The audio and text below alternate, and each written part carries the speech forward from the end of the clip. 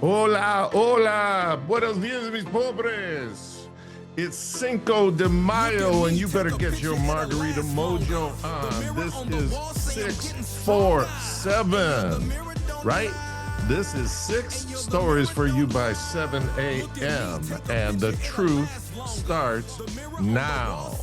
First story. Trump is at it again. He's making heads explode. He announced that he's going to reopen Alcatraz, right? And serve as a symbol of things to come. Lots of criminal leftists on the West Coast. The media heads are going to explode. This is such a dynamic signal, and he's not only going to do it, but he's going to troll them to death on it. So this is major fun to kick off the week.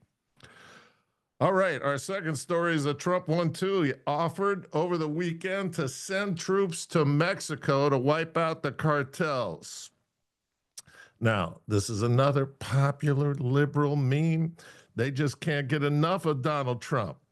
And so what happened? They're wondering if he actually did it. And so he says, while he's flying back from somewhere, he goes, "You think I'm going to answer that question?" And he goes, "Yeah, I did." And he said, the president of Mexico, who's a lovely woman, is just scared to death of the cartels. And so she's afraid to say, "Yes, please bring your troops in." So she turned him down. And you know what? What's his motivation for doing it?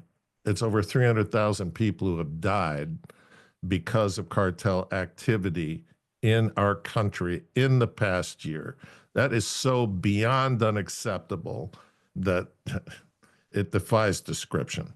So who knows what'll happen and when, but that's our southern border neighbor, and it's a narco state.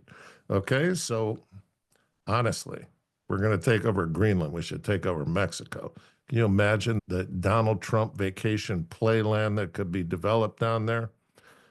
All right, so speaking of places that should become states, Canada is in the process of doing its elections, and it is going completely anti-Trump, pro-China, okay? Because it's Canada, okay? These cats are clueless up there, except for a few in Alberta, and this is not going to work well for them. China's not the entity to bank on right now, and they're in the process of shuttering thousands of factories. Why? Because of the Trump tariffs. Oh, right. The thing the New York Times said was going to end the world. It's not ending the world. It's putting major pressure on our biggest threat. And the country that during the Biden regime was doing everything that it could to try to decimate our country from the inside out.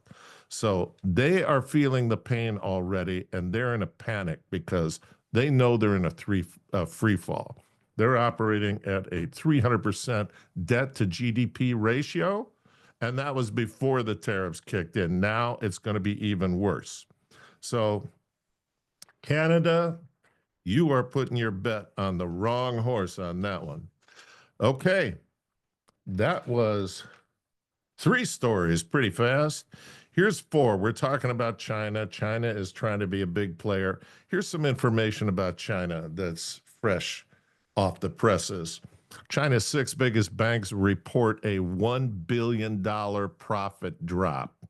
Okay? China is operating with extremely negative economic numbers right now. And so what are they doing? They're trying to go on the offense. That's their thing all the time. So they are announcing restrictions of exports to the U.S. of rare earth minerals used in energy and defense sectors, right? You wonder why Trump keeps working so hard to finally get a signed deal with Ukraine last week about rare earths? Because we gave Ukraine $350 billion, much of it laundry money, much of it came back to the Congress, and we're going to find out about that. But Trump is saying we got to get something for all that money, okay? We're not just going to do a peace deal. This is the difference between him and every other president for the past 60 years. So what does he do? He inks a deal for rare earth minerals in Ukraine. Why? Because China's already been positioning around the globe to isolate the biggest deposits of rare earth minerals. They've got the largest deposit. The next largest deposit, coincidentally, is Brazil. What did they do? They came into Brazil, they started doing infrastructure deals, then they bought off the Supreme Court, then they threw out Bolsonaro as the conservative president of Brazil, and now they've got a Chinese puppet thug in control there. Bolsonaro is having like his 15th surgery this weekend from being shot. They tried to kill him, couldn't do it. But now what they're doing, they're coming into the operating room and trying to arrest him in the middle of his surgery. You gotta love these Chinese people. They are just not the people, but the CCP. So anyway, let's talk about rare earth minerals because we keep hearing about it. Why is it important? And why would Donald Trump be focusing on trying to get this deal signed? And he got it signed with Scott Bessent last week for rare earth minerals mining in Ukraine. And he's also opening it up again in the United States, but we don't have a tremendous amount of rare earth stuff here. So China is targeting U.S. industries, and this affects the development of our next sixth-generation fighter jet, the F-47. Just so you know, what the heck does this have to do with our defense? Each F-35, which is our current fighter jet currently in service, contains 900 pounds of rare earth minerals. And a naval destroyer contains 5,200 pounds of rare earth minerals. And a Virginia-class submarine contains 9,200 pounds of rare earth minerals. So China currently controls 90% of the rare earth minerals available for defense. And so Trump is ending that with the Ukraine deal, and he's also looking in other areas. So you wonder why he does the things he does. He's playing major chess here with the main threat to us. So we're winning that. He's winning that. So don't believe what the legacy media is telling you, and speak up against all the lawfare that is trying to slow him down. All right, story number 5.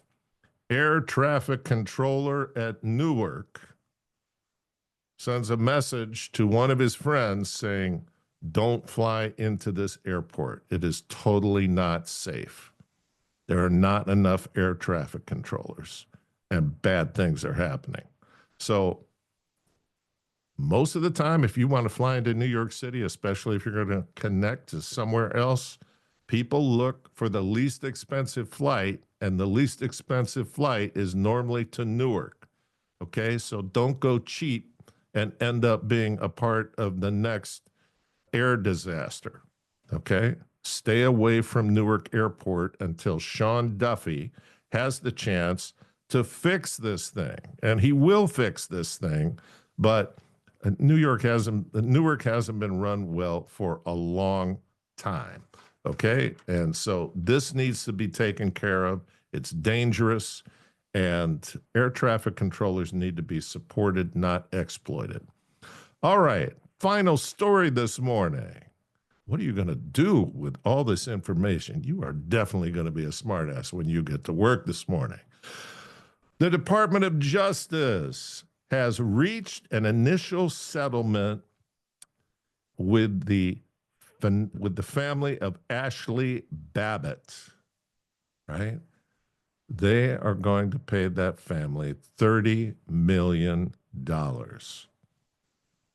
And if you don't remember Ashley, she was the unarmed veteran who was at the Capitol on January 6th for the Fedsurrection, and she was shot in the throat and died.